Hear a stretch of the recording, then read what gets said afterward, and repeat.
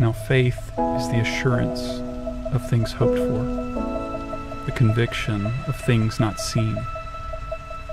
For by it the people of old received their commendation. For by grace you have been saved through faith.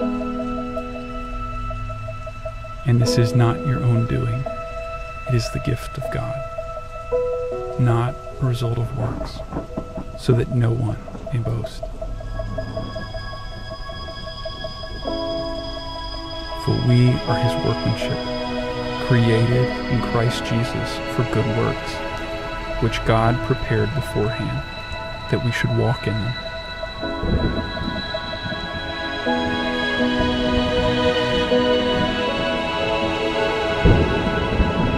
Let us run with endurance the race that is set before us, looking to Jesus, the founder and perfecter of our faith, who for the joy that was set before him endured the cross, despising the shame, and is seated at the right hand of the throne of God.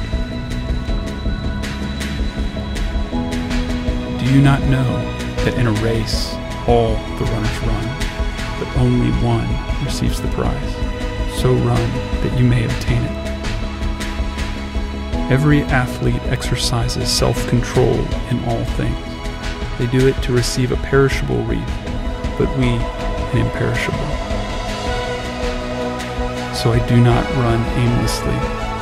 I do not box as one beating the air, but I discipline my body and keep it under control, lest, after preaching to others, I myself should be disqualified.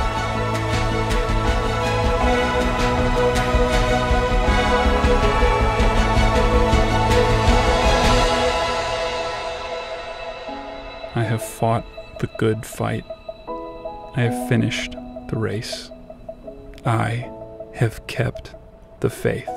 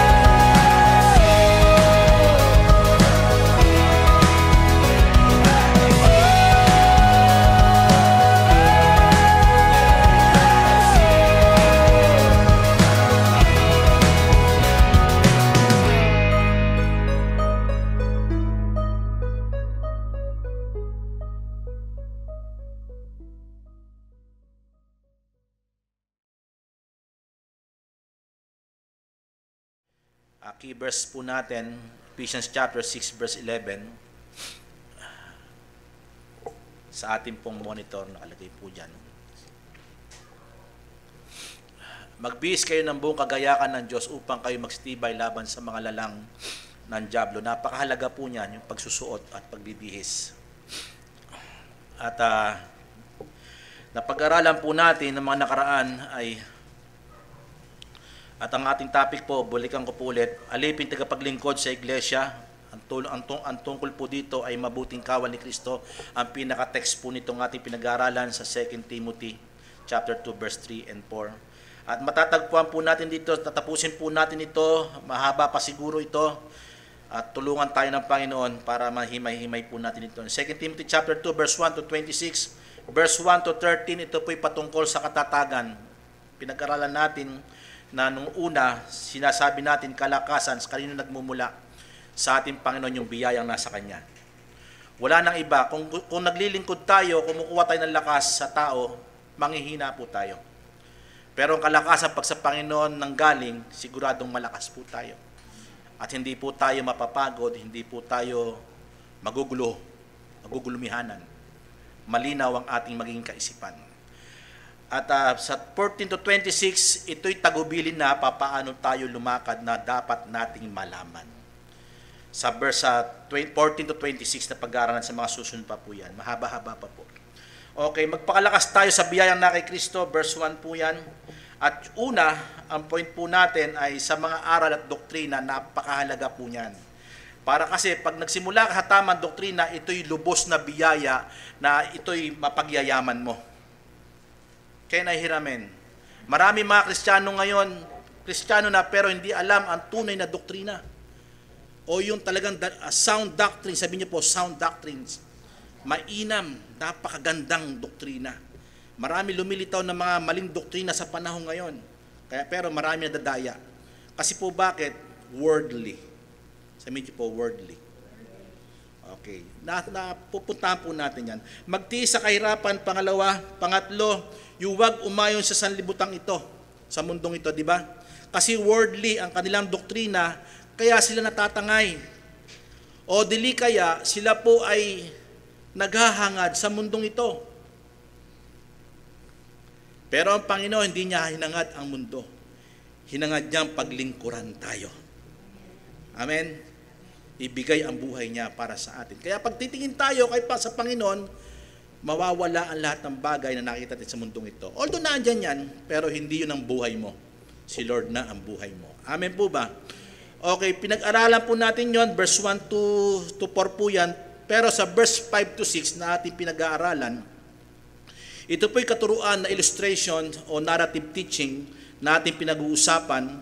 Sa verse 5 po, hindi pa po tayo tapos, pangatlong linggo na po ata ito ngayon. Una, sinabi po dyan yung nakipaglaban o yung malalaro sa verse 5. Pangalawa po, sinabi niya po yun yung pinuputungan o yung, di ba, koronasyon. Dapat merong corona. Di ba? Nakipaglaban, di ba? Nagtatagumpay, merong corona. At sumunod, hindi mo matatanggap ito bilang huli kung hindi ka nakipaglaban na matuwid o mabuti o mabuting paikibaka. Amen. Kailangan mabuti ang paikibaka natin para magkamit tayo ng corona. At itong koronang ito, sinasabi po doon sa text po natin, ito yung corona na hindi nasisira. Amen. At itong koronang ito, pansamantala, yung dito sa mundo, pansamantala lang yan eh. Ma-attain mo yung mga bagay dito, yung mga degrees. Diba? Dumami man ang kaalaman mo rito, wala yan. Iyan ay nasisira. Kasi pagharap natin sa Panginoon, lahat ng karangalan sa Panginoon ang dapat nakikita eh. Amen? Wala tayong maiharap sa Kanya. Even sa ating mga ministries, wala tayong pagmamayabang at ipagmamapuri. Kasi bakit? Panayabaksag natin eh, di ba? Nag-example pa nga ako nung nakaraan, di ba? Di ba pag bumabagsak ka, ang Panginoon, lagi nandiyan, binubuhat ka, sinasabayan kang tumakbo. Amen. Bagamat nandun yung tinapos niya sa krus, makinig kayo mabuti, pero inaalalayan ka papunta doon sa Kanya pa rin. Sa finish line ng ating buhay. Para magtagumpay po tayo. Una, the incorruptible crown na sinasabi po natin, iyan po ay ibinibigay doon sa mga taong nagmaster ng kanyang nature. Maalala nyo?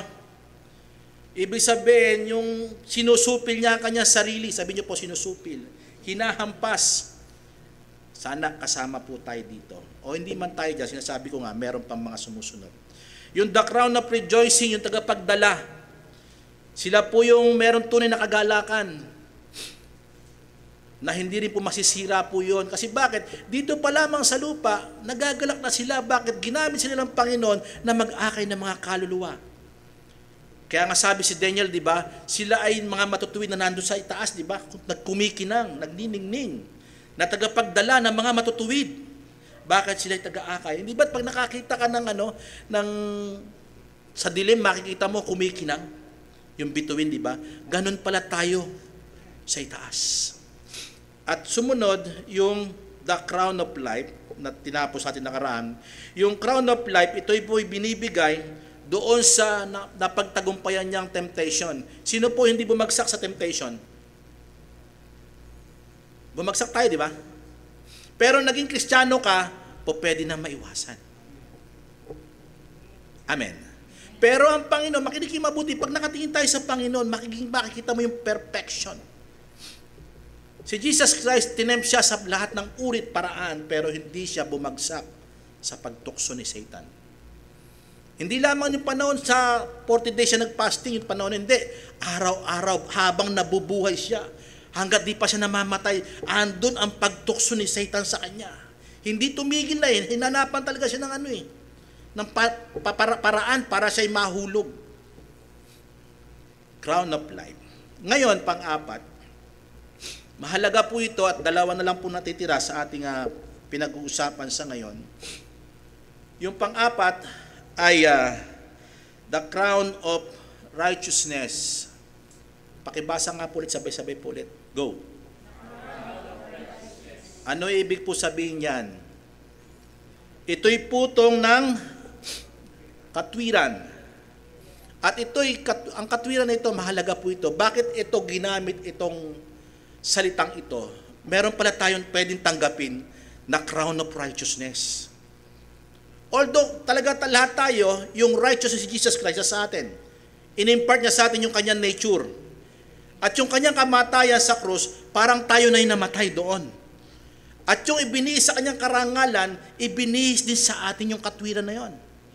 Amen. Kasi tayo, iglesia ng Diyos na buhay, nabibihisan tayo ng puting-puti pagharap natin sa Panginoon. Amen po ba? Ito'y walang kasiraan, sabi po sa Revelation. At ito, even ito sa panahong ito, sa pagkakataong ito, po pwedeng sa atin, para makikita natin yung buhay, kung paano tayo maging matuwid, makinig kayo. Meron pong pinagkunan kung bakit yan nilagay po sa Bible, at kung ano ang context, kung paano gamitin ang aral na ito. Tingnan po natin. Baka ito tayo o sa mga nauna. In 2 Timothy chapter 4, verse 8. Basahin po natin, kapatid. Pakitignan po natin. 2 Timothy, kasunod po natin dyan. Okay, wala po ba tayo dyan?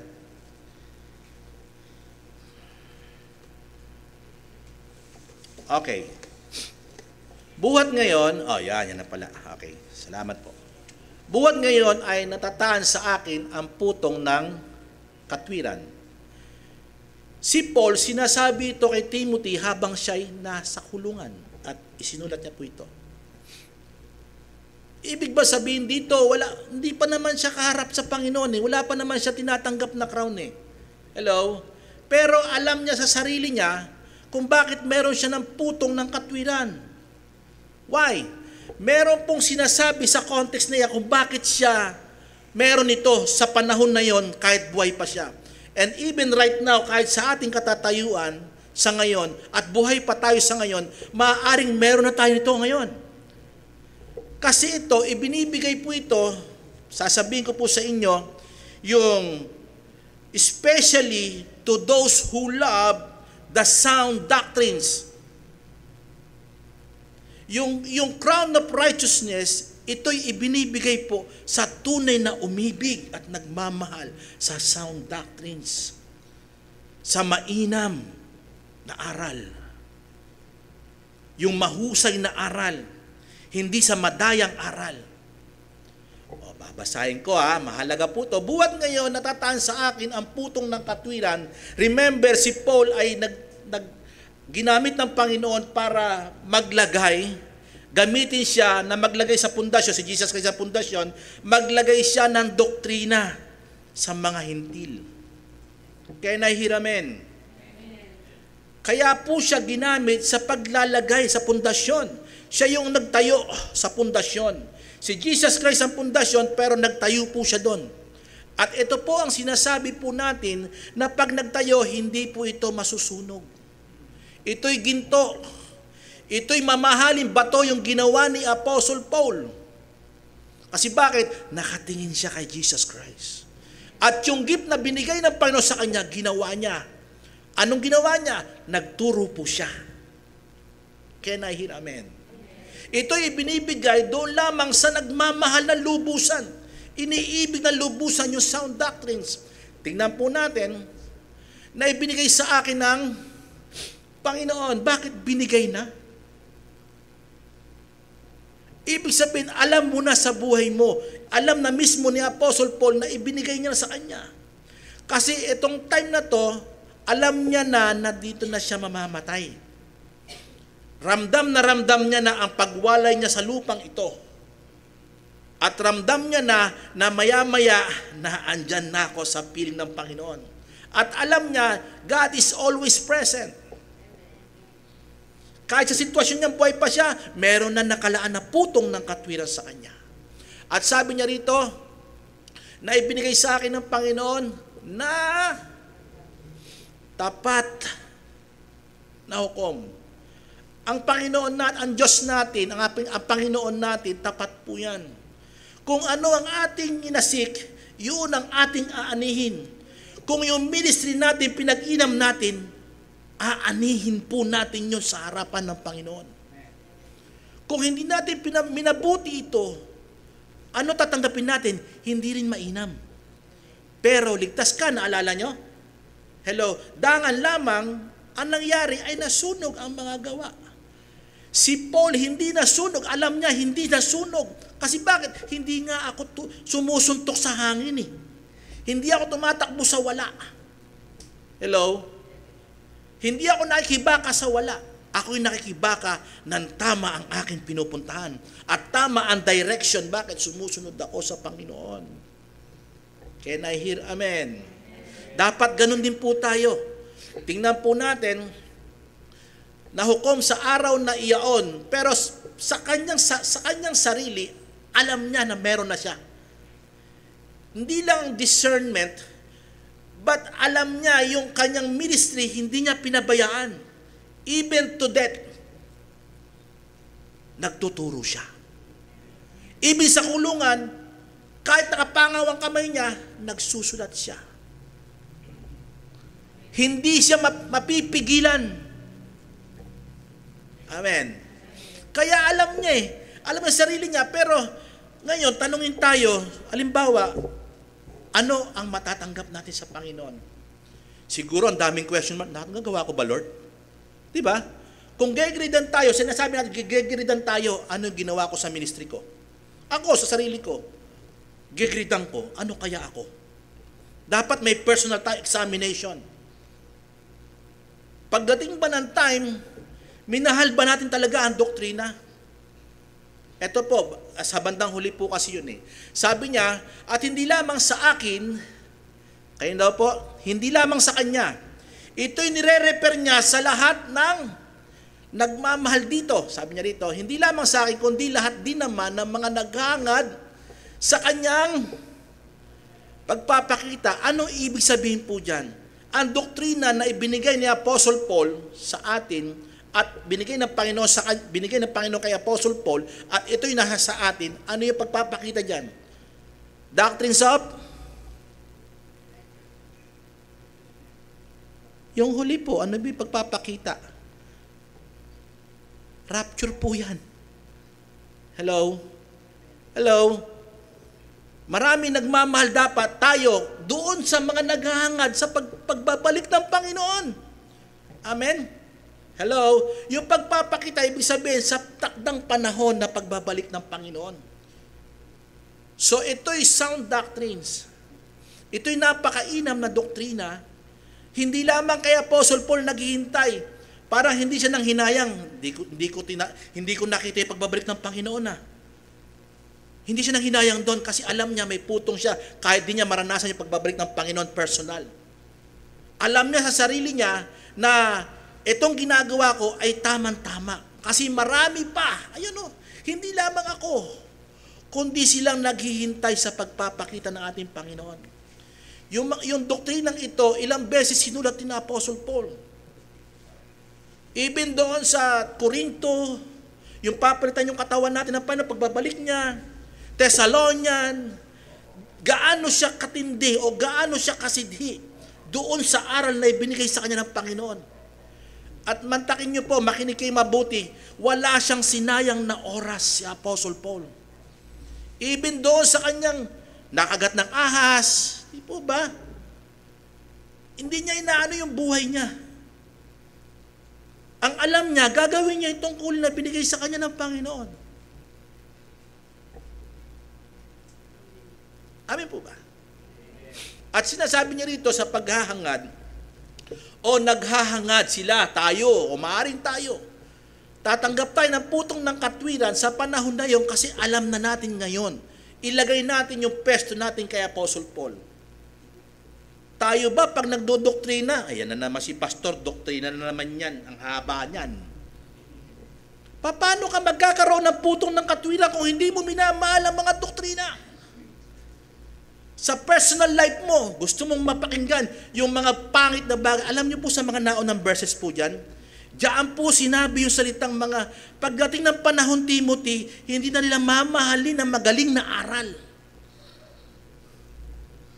Kaya magturo ka, bilin to ni Apostle Paul kay Timothy. Huwag kang tumigil sa pagtuturo. Kahit hadlangan ka, huwag kang tumigil. Sa iba mo ituro. Kung ayaw nila, sa iba mo ituro. Yun ang sinasabi ni Apostle Paul. Kasi bakit? Mahal na mahal nila ang doktrina. At ito yung iniiwan ni Apostle Paul kay Timothy na sinasabi po dyan. Di ba sa verse 2, di ba? Ibigay mo ito saan? Sa taong tapat na mapagkakatiwalaan din at may kakayahang magturo. Amen. Kasi bakit? Kailangan merong successor. Merong kukuha. Amen po ba? Ito pong doktrinang yan, dapat minamahal natin mga kapatid. Ang pagpapakita ng Panginoon. At di lamang yun, yung tinuro niya sa church na pinag-aral natin bilang kawal tayo, dapat mahalin natin yun. Huwag natin baliwalain yung mga aral na tinuturo ng Panginoon sa atin, sa kanyang mga salita na ginamit niya si Apostle Paul. At itong kagandahan na tinanggap ni Timothy kay Apostol Pablo. At even sa atin na naghihintay, ito'y tinanggap po natin. Amen po ba? Sino po nagmamahal sa doktrina? Tatanggap kayo ng putong ng katwiran. Baka may nagsasabi sa atin, Lord, huwag ka mo nang bumalik, Lord, kasi may gagawin pa ako. May mahalaga ba yung gagawin mo sa pagbabalik ng Panginoon? Dapat kapanabikan natin na pagbabalik ng Panginoon. Pagpapakita ng Panginoon na mukhaan. Kaya nga may ilang Kristiyano, gusto nila hindi pa mamatay. Kasi bakit? Gusto nilang makita ng mukhaan ng Panginoon nang siya ay nakikita niya. Nabuhay siya, hindi pa siya namamatay. Amen? Di ba ang sarap makita? Pag ganun pala ang thinking natin, alam mo sa sarili mo, meron ka ng putong ng katwiran, the crown of righteousness. Amen po ba? Panglima, sandali lang po tayo. Ito po yung the crown of righteousness given to those who especially love the sound doctrines, especially doon po sa caught up, yung rapture, harpaso, sinasabi natin sa Griego. Ito po yung pagdagit ng Panginoon. At love na love po natin ito. Kasi pag naghihintay ka sa Panginoon, may iwasan mo magkamali. Pag dumating ang boss mo sa trabaho mo, anong gusto mo? Di ba yung masabihan ka, ang galing naman ng tauhan ko. Di ba? Di ba? Bakit? Sisinupin mo yung trabaho mo eh. Pero pag alam mong hindi babalik ang Panginoon, hindi babalik ang boss mo, kasi halimbawa, 1 buwan pang mawawala, ikaw naiwan sa kumpanya, anong gagawin mo? Di ba dapat pakigihin mo? Di ba? Di ba? Kasi alam mo, yung ginagawa mo, hindi mo man matanggap yung bonus mo, makinig kayo mabuti. Minsan kasi nakatingin ng tao sa bonus eh. Hello? Kaya sila pinag-iiginal dahil sa bonus. Pero higit sa lahat, parang nababaliwala na ang pagtingin nila sa trabaho, yung pagmamahal sa trabaho. Bakit ka ba nagtrabaho? Para mabuhay, di ba? Hello? Pero bakit ka pa nagtrabaho? Dahil ba doon sa Dahil ba doon sa tatanggapin mo sa boss mo? Di ba hindi? Nagtatrabaho ka para sa iyong sarili. Ma-enhance mo yung meron kang alam. Yung alam mo. Hello? Kaya ka nilagay ng boss mo doon, alam niya na gagawin mo yon. At kaya mong gawin yon. Di po ba? Kaya ibinigay yung task na yan, yung trabaho para sa iyo, para pagbutihin mo at mapagyaman mo. Sabihin niyo po, mapagyaman. Given na po yung yung bonus eh. Di po ba? Alam na natin, pupunta tayo sa buhay na walang hanggan. Pero paano natin ginamit yung meron tayo? Hello? Itinago ba natin? O pinagamit natin? Halaga po yun. Iniwan ko lang po yung salitang iyon. Panglima, Ito napakaganda. The crown of glory. Sabihin niyo po glory. Ano yung glory? Yan po yung isang salita na putong ng kaluwalhatian. Sabihin niyo po kaluwalhatian. Ang sarap palang tumanggap ng kaluwalhatian, ano? Si Lord lang meron yan Glory, di ba? Pero bakit ibibigay niya sa atin? Ba't ibibigay niya ito? Kanino kaya ito pinatutungkol? Bakit ginamit itong crown of glory? Sa text na ating babasahin ngayon, ito ay ibinibigay doon sa faithful preacher. Sabihin niyo po, faithful preacher. At yung faithful teachers, sila po nagtapat, even to death, nagtuturo. Even to death, nangangaral. Even to death, ang isip ay ministry na ibinigay sa kanya. Basahin natin ang context bakit sinabi yung crown of glory. Unti-unti ko lang po, pero may mapapansin po tayo, maganda po ito. Bakit sinabing preachers and teachers? And 1 Peter chapter 5 verse 2 to 4, ayan.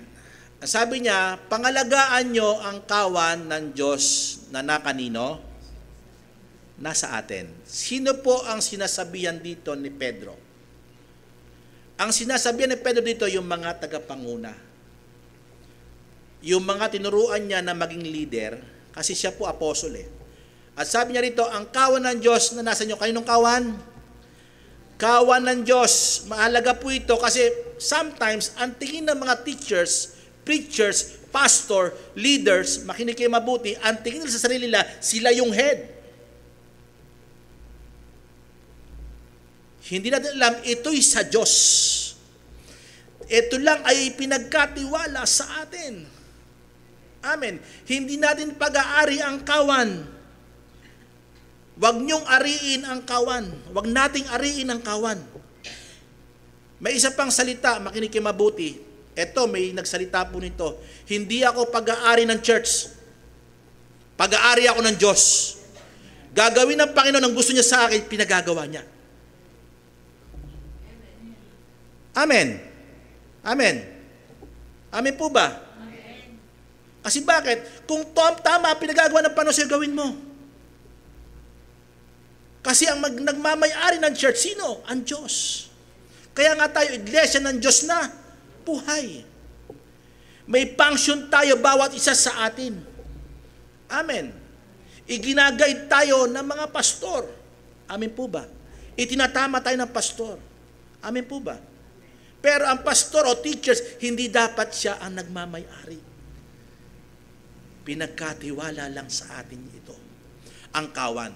Ito po, sabi niya po ito, na magsigamit kayo ng pagpupuno. Ibig sabihin, gamitin yung authority binigay sa iyo ng Panginoon. Amen. Ano kayang authority ito? Ito po, makinig kayo mabuti na hindi sapilitan. Hello? Baka tayo napipilitan tayong maging pinuno. Hello? Hindi sapilitan, kundi may kasayahan. Yung paglilingkod ba, hindi. Sige, ako na nga dyan kasi ang sama ng niya, sa sarili, di ba? Parang ang baba ng kanyang Dapat yung sinasabi niya, yung meron siyang kagalakang gawin yung paglilingkod. Amen. Parang wala na po ang kausap, Lord. Help me, Lord. Sabi niya rito, may kasayahan at ayon saan? Kalooban ng Diyos. Ano ba ang kalooban ng Panginoon? Yung salita niya gawin. I-implement ang salita ng Panginoon sa kanya nasasakupan. Amen po ba? At ang sabi niya rito, na hindi dahil sa ano daw kakahalayan yan? Pag-iisip ba ng masama yung kahalayan sinasabi dyan? Hindi po. Ang sinasabi po sa context na yan, yung mahalay na pakinabang sa sarili. Kahalayan po tawag po dyan. Yung makasarili siya doon. Glory to me dito Glory to me. Ito akin yan Huwag tayong ganon. Sabi niyo po, huwag tayong ganon. Huwag mo sabihin sa katabi mo na huwag kang ganon kasi personal yun eh. Sabi mo, huwag tayong ganon, isama mo sarili mo. Huwag tayong ganon. Lahat tayo. Kung meron tayo pinangungunahan, huwag tayong ganon. Dapat may kasayahan tayong maglingkod ayon sa kalooban ng Diyos at hindi mahalin na pakinabangan. Kundi dahil sa akin, hindi ka naman nagkaganyan eh. Yun yung mahalay na pakinabang. Amen? Kung wala ako dyan, nagpatuloy ba yan? Patay ka na. Kung sino nagmamatas, ibabagsak ng Panginoon. Bakit? Si Lord yan, kay Lord yan eh. Tingnan mo, nakalagay dyan sa Diyos yan eh, yung kawan na yan eh. At ang sabi niya dyan, kundi sa handang pag-iisip, laging ready yung kanyang isip na maglingkod. Amen. Lagi siyang handa. Verse 3. Pangalaga, pag sinabi pangalagaan, ito po'y tumutukoy sa leader. Leaders, headship. Sabi niyo po, headship. Meron siyang tagapanguna. Verse 3 nga kapatid. Diyan po yan.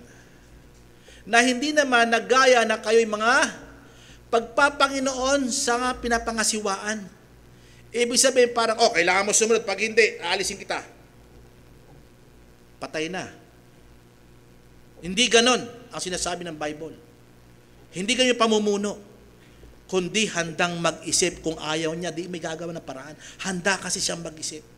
At ang sabi niyan, na hindi siya parang Panginoon sa pinangangasiwaan.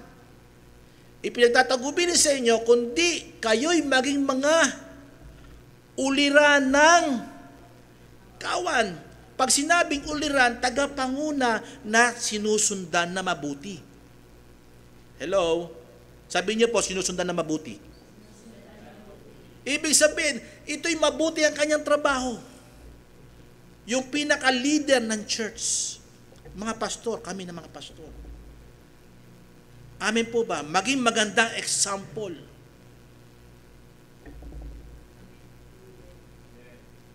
At sabi po sa verse 4, uliran ng kawan. Ibig sabihin, yung mga kawan ang nakatingin.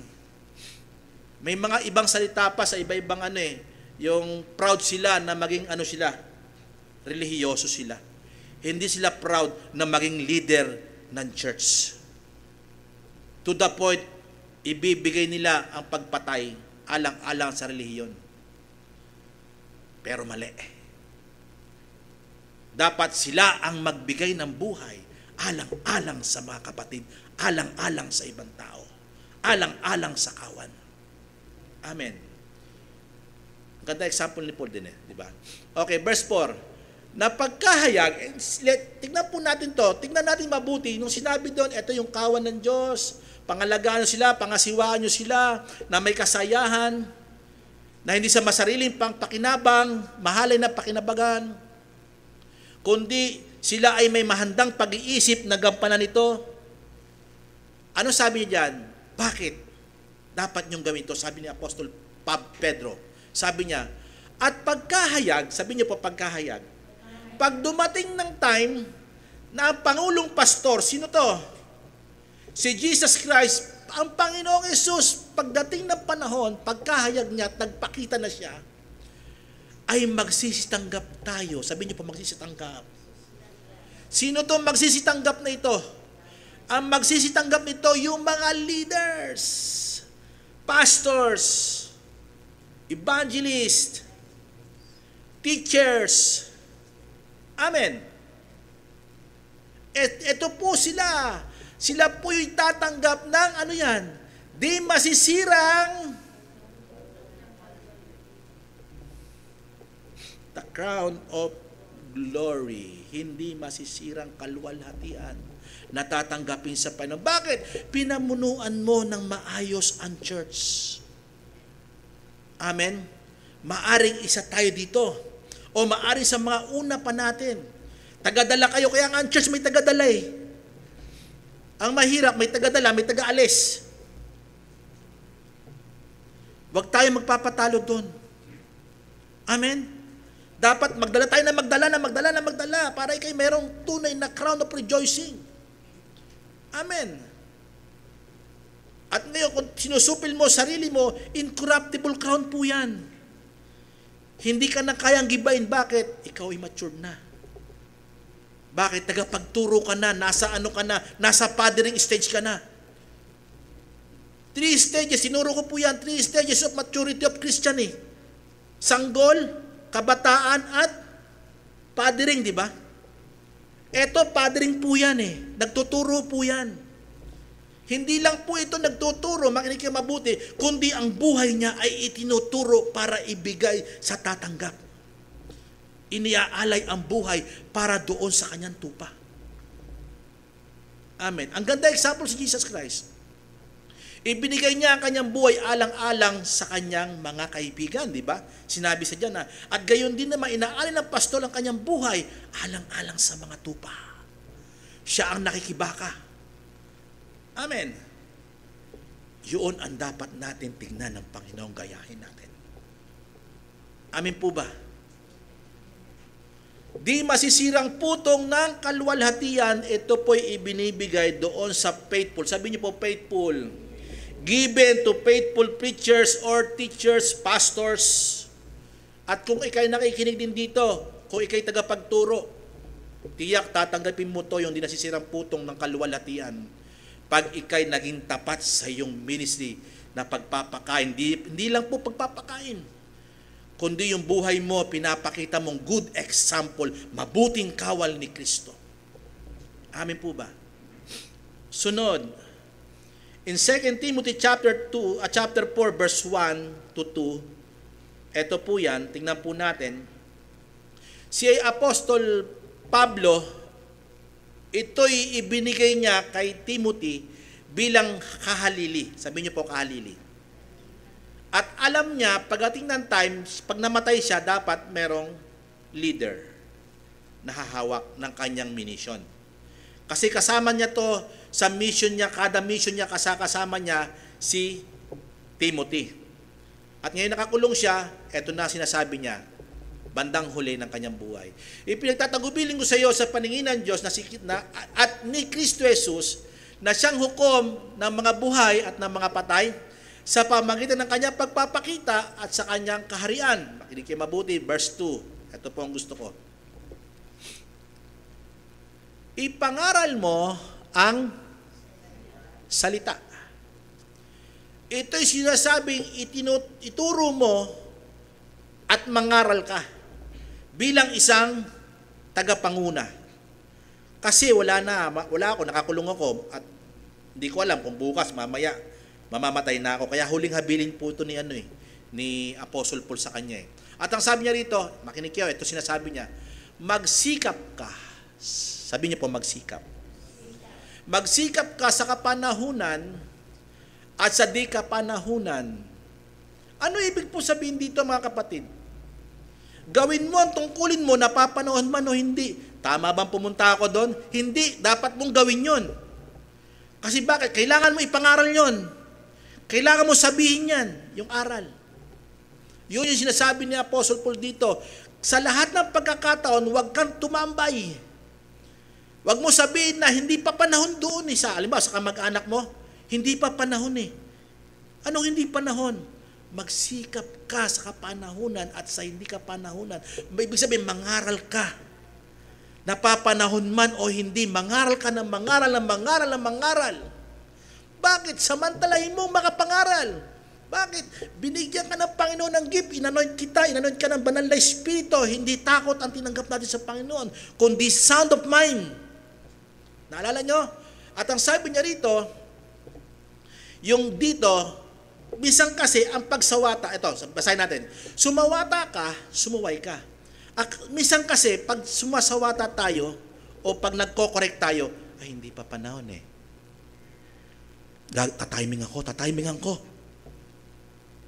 Tatimingan ko, nasasabihin sa kanya, bobelo ko. Hindi ganon. Ang sabi ni Apostle Paul, magsikap ka, ipangaral mo ang salita, magsikap ka sa kapanahunan o hindi. Anong gagawin mo? Hindi pa panahon, sumawata ka. Kasi bakit? Baka pagdating ng time, wala na yan eh. Mabaliwala mo yan eh. Opportunity yan para sabihin mo eh.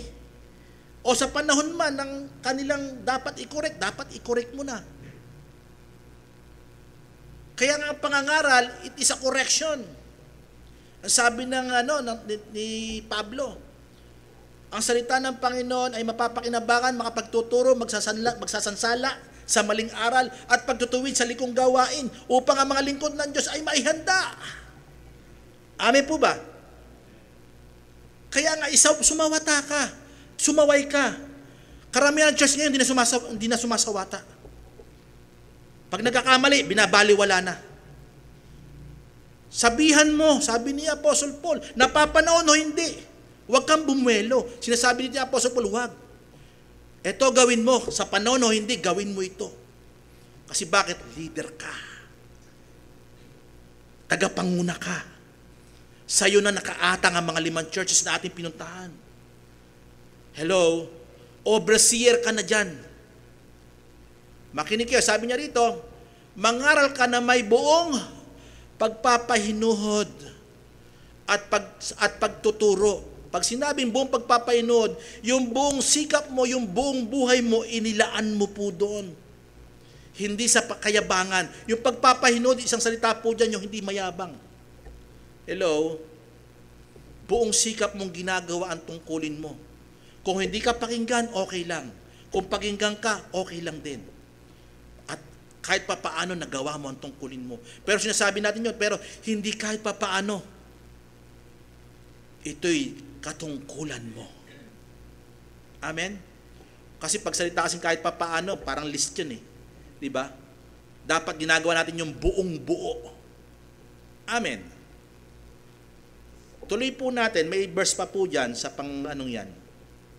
Ito'y tagubilin in Acts chapter 20, Acts 20, verse 26 to 28, ito'y tumutungkol din sa mga leader ng panahon ni Apostle Paul.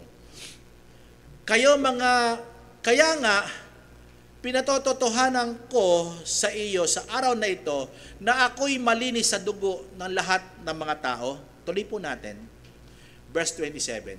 Sapagkat hindi ko ikinait ang pagsasaysay sa inyo ng buong kapasyahan ng Diyos. Si Apostle Paul ang nagsasabi nito na hindi ako nagkulang, sinabi ko sa inyo ito, lahat ay hayag sa aking pangangaral sa inyo, sinasabi ko sa inyo, even kayong mga Hudyo at kayong mga Hintil, sinasabi ko ito sa inyo, wala akong pinipili sa inyo. Minsan tayong pangangaral natin, wala tayong pinipili. Basta't ang dinadala natin sa salita ng Panginoon, wala tayong pipiliin kahit sino. Hello? Minsan kasi kahit pulubi, ayaw natin siran. Kasi bakit? Madungis. Hayag ako sa inyo, sinasabi ni Apostle Paul.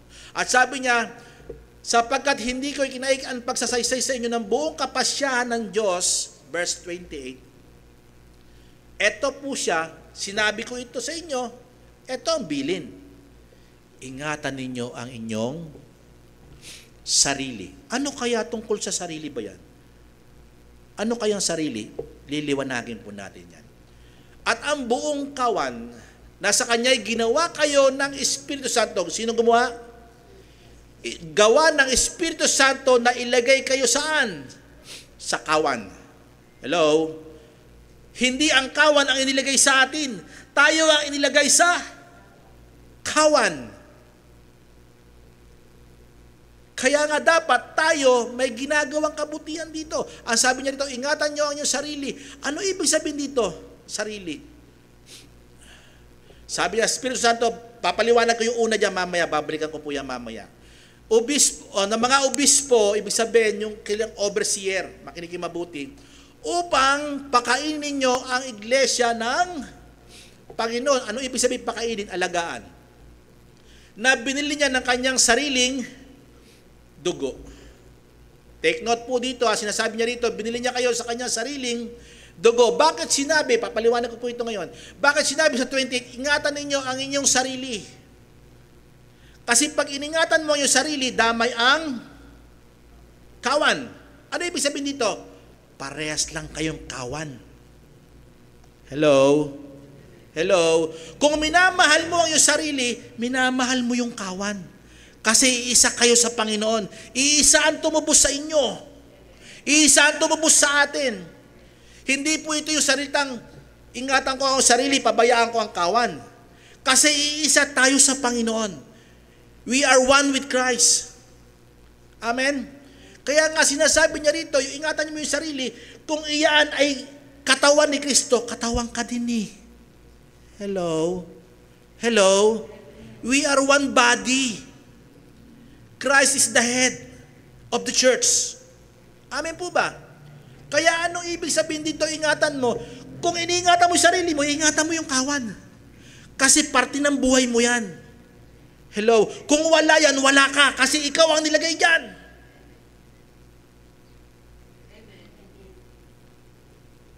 Kaya tayong mga leader, huwag tayong mayayabang. Inilagay lamang tayo ng Panginoon sa kawan. Kumbaga sa parang tayo pa naging dayuhan. Dapat ganoon ang tingin natin. Kasi habang ganoon ang tingin natin, magpapakumbaba tayo at maglilingkod sa mga kawan. Sa iglesia ng Diyos. Amen po ba?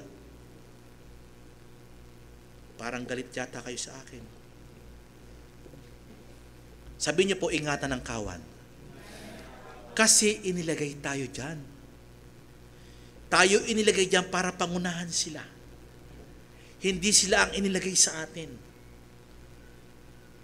Kasi mababaliktad si Jesus Christ, ang kawan ay inilagay sa Kanya. Hello? Ibinigay sa Kanya yung kawan. Pero tayo mga pastor, obispo, tayo ang inilagay sa kawan. Kasi pag nabaliktad, tayo ng Kristo. Diba? Kaya dito pinapakita ang kategory ng pagiging obispo. Ingatan natin, o pastor or leaders na pinapastoran mo, even ang kids, mga kids, even ang mga kalakihang kababaihan, pag pinapangunahan mo yan, ingatan mo yung sarili. Bakit? Pag nawala yan, hindi mo na iningatan ng yung sarili. Hello? Ano nangyari? Di ba? Ano daw yon? Kala ko cellphone. May sabong panlaba. Sorry po. Okay, tuloy po tayo. Truth about God's purpose in the life of Paul. Makinig kayo mabuti, dalawa lang po ito, matapos na po ako. Kung mag-extend ako, baka 2 minutes po. Tingnan po natin. Truth about God's purpose in the life of Paul. Ito po ang isa. Una, responsibility. He knew it. His responsibility. Alam niya ang responsibilidad niya. Kapag leader tayo, alam mo kung anong responsibilidad mo. Pag ikaw ay tatay ng tahanan, alam mo responsibilidad mo sa pamilya mo. Pag ikaw ay nanay din, alam mo responsibilidad mo sa pamilya mo. Amen po ba? At dito, i-context po natin ito, bakit sinabi po ito, bakit ko po nakita po ito. Dahil, Panginoon, ano bang maganda? Sabi ko, nag-iisip ako. Ito nilagay niya sa atin sa panahon ito. In Acts chapter 20, verse 24, ito po yung sinabi niya, nung kanina, sinabi natin, pinagtatagubilin niya yung kawan, di ba? Na ibinigay ng Diyos, yung sarili mo daw ay ingatan mo at yung kawan ng Diyos sapagkat iniligay ka dyan, di ba? Pero ito yung sinasabi niya sa verse 24, sa baba ng konti, ito sabi niya, datapwat, hindi ko minamahal ang aking buhay na waring sa akin ay mahalaga. Nakita niyo na yung context? Sa verse 28, ingatan mo yung sarili. Kasi bakit? Yung kawan din ang iniingatan mo. Na huwag kang magkamali. Bakit? Yung kawan mawawala. Hello? Ang sabi niya, pero sinasabi niya rito, hindi ko minamahal ang aking buhay at waring sa akin ay mahalaga. Totoo naman mahalaga siya. Bakit? Nangangaral siya. Di po ba? Isinasalin ngayon niya ito doon sa mga leaders. Ang sabi niya rito, maganap ko lamang ang aking, ano daw po? Tungkulin, responsibility. Tungkulin, responsibilidad. Maganap niya ang kanyang tungkulin, walang halaga sa kanya ang kanyang buhay. Bakit? Ibinigay ito ng Panginoon sa kanya. Ang papahalagahan niya ba sarili niya? Ang papahalaga niya yung responsibilidad na ito, sinasabi niya dyan. ang ministeryong tinanggap ko sa Panginoon. Kailangan alam mo, ito nga sinasabi ko, kailangan alam mo yung ministry na meron ka. Nakaloob ng banal na Espiritu sa'yo. Na ibinigay ng Panginoon sa'yo. Kasi kung hindi, mababaliwala lahat. At sabi niya rito, ito'y mas mahalaga kaysa sa akin. Responsibilidad ko itong gawin. Bakit ibinigay? Pag ibinigay na sa'yo, sino na may responsibilidad? Sa'yo na, di ba? Pag ibinigay sa akin, kayo ng responsibilidad sa inyo? Sa akin. Take note, tingnan niyo po ito, hindi ko minamahal ang aking buhay na waring okay, maganda, mahalaga. Kasi dapat akong mangaral. Hindi ko na iniisip ang aking sarili. Ito siya sabi, hindi ko na iniisip. Kundi ang iniisip ko, yung buong buhay ko ay nasaan? Yung ministeryong tinanggap sa Panginoong Hesus. Na magpatotoo ng ebanghelyo ng biyaya ng Diyos. Ito po yung ginagawa niya, ebanghelyo. Ang doktrinang merong taglay-taglay si Apostle Paul ay grace. Lahat ng sulat niya, puro may grace. At ang sabi niya rito, yung ebanghelyong aking daladala, ito'y hindi minamahalaga ko aking buhay kasi mas mahalaga ang ministeryong ibinigay sa akin ng Panginoon. Ganon kaya tayo mag-isip. Dapat ganon tayo mga ministro. Pangalawa, truth about God's purpose in the life of Paul. Una, alam niya ang kanyang responsibilidad. Even ang kanyang buhay, hindi mahalaga. Dahil may responsibilidad siyang gawin ang pinagagawa ng Panginoon. Yung pagpapatotoo ng biyaya sa lahat ng mga hintil. Amen.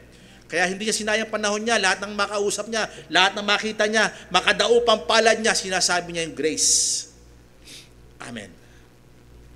Pangalawa, ano yung truth about God's purpose in the life of Paul? Ibig sa atin po, pwede rin po ito, pakibasa po. Accountability, pinag-uusapan natin ito mga kalalakihan, di po ba? Hindi pa nga tayo tapos, di ba? Di ba, Kuya Fred, Brother Deacon Mau? Hindi pa tayo dito tapos, di ba? Pero tignan niyo po ito kung gaano kahalaga po itong accountability. Kaya nga sinasabi ko, pag hindi natin alam ang purpose ng Diyos sa atin, ano responsibilidad natin? At ano rin yung pananagutan natin? Di ba wala? Kailangan alam mo muna kung ano ang ibinigay sa iyo ng Panginoon. Bakit? Doon ka mananagot sa ibinigay ng Panginoon sa iyo. Basahin po natin ito, napakaganda po nito. In Romans chapter 1 verse 14 to 16, ito po yung accountability ni Apostle Paul. Ako'y may utang sa mga Griego at gayon din naman sa mga barbaro, sa marurunong at gayon din sa mga mangmang. Paul 3 IM. Sabi niyo po, Paul 3 IM. Si Apostle Paul, meron siya sinasabi, hindi ito katulad ni Lucifer na maraming IM. Itong IM na to, ito'y paglilingkod. Una, I am a debtor. Sa English po niya, debtor. Ako'y may pagkakautang saan? Kanino? Sa mga Griego, sa mga barbaro, kahit sinong tao. Sa marurunong at gayon din sa mangmang. Lahat ng tao po yan. May utang siya. Anong utang? Yun yung pananaw niya sa accountability meron siya. Utang niya. Kaya ibinigay itong gift sa kanya na pagtuturo kasi utang ito sa mga tao pag hindi mo nabayaran. Pag hindi niya napangaralan ito, makinig kayo mabuti, may utang siya. Kailangan masuklian, mabayaran ito. Ano yon? Ma-change yung word of God sa kanila. One po ito, pangalawa, verse 15. Accountability. Responsibility and accountability. Pangalawa, kaya nga sa ganang akin ay handa akong ipangaral din ang ebanghelyo sa inyong nangasa Roma. Anong sinasabi niya diyan pangalawang I am ready to preach. Una, I am a debtor. Pangalawa, I'm ready to preach. Bakit? May utang ako eh. Accountable ako dun eh. Binigay sa akin ito. Ito yung pangangaral dapat kong gawin. Ba't di ko gagawin? Handang-handa ako. I'm ready to preach. Hello? Kahit sa barbaro, kahit sa mga Griego, at kahit sa marurunong, kahit abogado, kahit sa magbobote, ipapangaral ko si Kristo. Amen. I'm ready to preach. Pangatlo, accountability. Sapagkat hindi ko kinahihiya ang ebanghelyo. For I am not ashamed. Paul 3,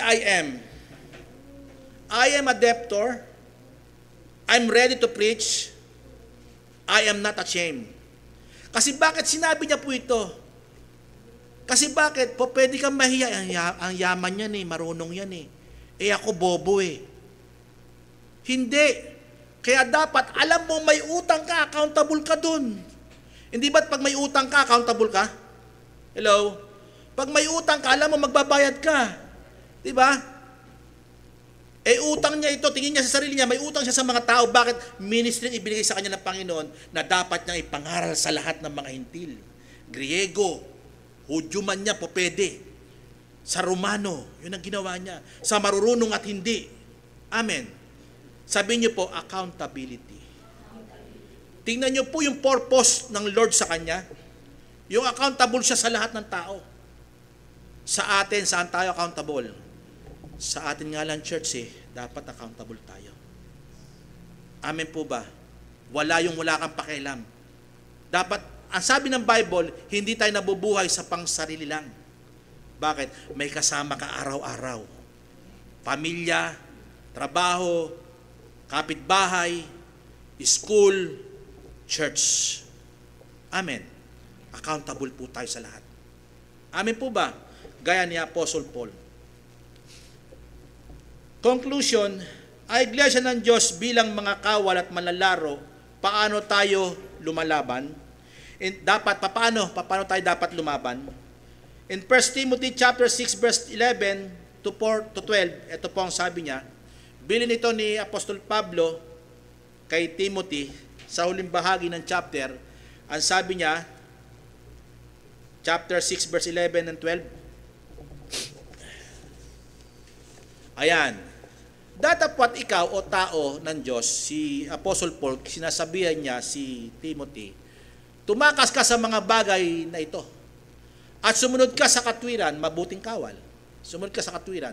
Saan? Sa kabanalan, sa pananampalataya at pag-ibig, pagtitiis at sa kaamuan. 5 po sinabi niya po dyan. 11, 12 po. Tingnan po natin. Ito na po yan. Makibaka ka ng mabuting pakikibaka. Maging kawal ka na mabuti. Saan? Ng pananampalataya. Alam niyo po ba saan niyo makikita yung good faith? Yung hindi nakikibaka sa laman. Hindi nakikibaka sa dugo. Nakikibaka saan? Sa karakter. Amen. Na sinabi kanina na 5. Amen po ba? Kabanalan, pananampalataya, pagtitiis. Di po ba? Sinabi po sa mga nauna, yun yung pakikibakang tunay na pananampalataya. Manangang ka sa buhay na walang hanggan. Kasi pag meron ka ng mga katangiang ito, tiyak na namumuhay ka doon sa buhay na walang hanggan na pupuntahan mo. At dito yung tinawag ka at ipahayag mo ang mabuting pagpapahayag sa harap ng maraming saksi. Kasi nagturo ako sa kanila. Sinasabi ko sa kanila. Tanong po tayo in 2 Timothy chapter 4 verse 7.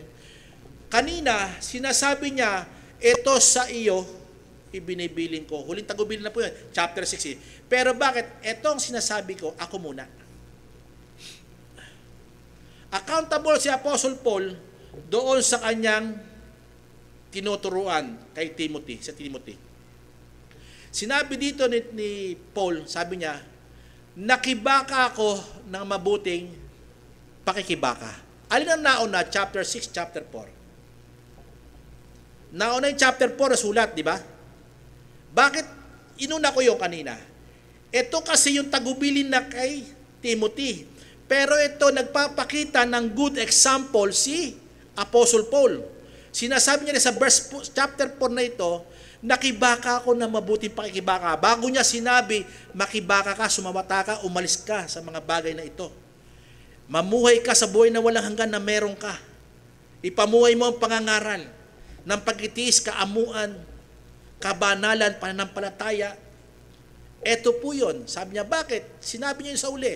Kasi ito, nakita mo ang aking buhay, nakibaka ako. Natapos ko na ang takbuhin. Sabi niya po, natapos na. Ibig sabihin, wala na siyang utang. Yung last na lang, ito na lang ang kanyang ginagawa na siya ay magbibigay ng payo kay Timothy. Ang sabi niya, natapos ko na ang takbo, iningatan ko ang panampalataya. Sabi niya po, iningatan. Maraming Kristiyano ngayon di naiingatan ng pananampalataya. Nababahiran ng iba't ibang kontrobersya. Wag nawang mangyari. Kung meron man, tapusin na yan dyan. Maging matuwid na tayo sa paglilingkod. Amen po ba? Hindi pa tapos ang lahat. Hindi pa tapos sa atin ng Panginoon. Amen. Malaki ang tsansa bakit ang Diyos natin ay buhay. Ang Panginoon natin nagtagumpay. Sinama tayo sa parada ng tagumpay. Tumayo tayo, manindigan tayo. Ingatan natin ang kawan ng Panginoon. Nakibaka ako na mabuting pakikibaka. The most of all, imitate Christ. Tularan ng Panginoong Jesucristo. Ephesians chapter 6, balikan natin yung text na binabasa natin. Chapter 6, verse 6 to 8. Dito na po magtatapos sa huling mga talatang ito. Maglingkod. Basahin po natin sabay-sabay. Go!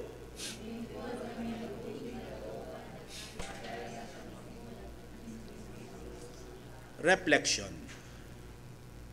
These concluding words. Reflection sa ating buhay. Ano ginagawa mo sa Panginoon pa ba yan? Maglingkod na may mabuting kalooban. Sino ginagaya? Nagaya ng sa Panginoon at hindi sa tao. Now, makinig kayo mabuti. Ito'y reflection sa atin. Ano man ang ginagawa natin sa tahanan, sa labas, sa trabaho, sa paglalaro natin. Makinig kayo mabuti. Kasi kami, mga player po kami, basketball player din po kami. Ano ba yung ginagawa natin? Nagagawa ba natin to para sa Panginoon? Kung ang thinking natin, ginagawa natin lagi sa Panginoon, anong gagawin mo? Gagawin mo mas mabuti. Amin po ba? Kasi bakit? Kung ang ginagawa mong pagluluto, kung sinasabi mo, ano ba yan, yung mga anak ko, titigas ng ulo. Magagawa mo ba na mabuti yon? Hindi. Pero pag inisip mo, si Lord kasi parang hahandugan ko ng parang isipin mo, parang ano lang to sa isip mo. Kunyari, si Lord nang lulutuan mo, Lord, lulutuan kita. Gaano kasarap kaya yan? Ganon din sa paglilingkod. Sino mang taong kaharap mo, dapat sinasabi mo, sa Panginoon ko kasi ginagawa. Si Lord, parang tingin mo sa sarili mo, tingin mo sa, parang personal po ito. Very personal po ito. Ginagawa ko kay Lord, kahit ang kaharap mo, batang musmos. Kahit ang kaharap mo, kahit sinong tao, dapat ang iniisip mo, si Lord ang kaharap mo. Pag ganun po ang nangyari, makinig kayo mabuti. Perpekto ang magagawa mo. Hindi na alam ng kapwa mo, nakagawa ka na mabuti. Bakit? Si Lord kasi nakikita mo sa itsura ng tao. Although hindi ganun ha, makinig kayo mabuti. Imagination mo, lahat ng ginagawa mo, si Lord ang ginagawan mo ng bagay na ito. Anong gagawin mo? Hindi ba presentable, kaganda-ganda ng gagawin mo sa tao? Kasi bakit ang tingin mo si Lord yun? Although hindi si Lord John. Amen? Kaya nahiram, nakakatch up nyo po ba? Nakukuha nyo po ba ang ibig ko sabihin? Minsan kasi tumitingin tayo, bahin ng tao, pangit na tao, walang kakayahan tao, bobong tao, salot sa lipunan, yun natingin natin eh. Kaya hindi natin pinaglilingkuran sila. Pero pag tinignan natin sila na gaya na sa Panginoon, parang si Lord yun ang nangungusap sa atin, gagawin mo ang mabuti sa Kanya. Amen po ba? Verse 8, last verse. Reflection. Yamang napag-alaman na anumang mabuting bagay na gagawin ng bawat isa, kanino ginawa? Sa tao mo ginawa, di ba? May ginawa ka. Even sa ministry, di ba? Even doon sa first ministry mo, sa tahanan, ginawa mo iyon, alam mong tatanggapin mo din kung ano yon. Alam niyo po ba, makinig kayo, ito inaano ko sa aking sarili, hindi isip-isip ko. Hindi ba't minsan meron kang, ito marami na siguro nakaranas ito, hindi ba't minsan nakatulong kayo sa kapwa? Diba? Pero hindi mo hangad na tignan ang nagawa mo. Dahil ginawa mo yon, alam mo kay Lord mo ginawa. Alam niyo po mangyayari, si Lord din na magbabalik, di ba? Sino gagamitin niya? Yun din. Kung ano ginawa mo sa iyong kapwa, babalik sa iyo. Kung ano ginawa mo sa akin, gagawin din sa iyo. Sige po, palakpakan niyo si Lord. Yaon din ang tatanggapin mo eh. Hindi naman kung ano tinanim mo, ibang aanihin mo eh. Kung naghikaos ka ngayon, meron din tutulong sa'yo. Dahil may naghikaos, tinulungan mo. Amen. Hindi man siya, tao rin ang tutulong sa'yo. Amen. Kasi bakit? Ginawa mo sa Panginoon. Self-reflection.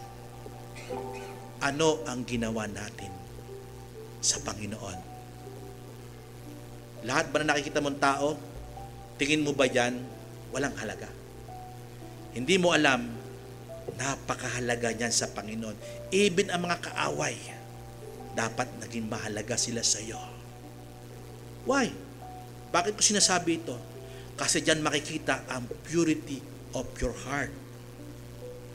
Amen?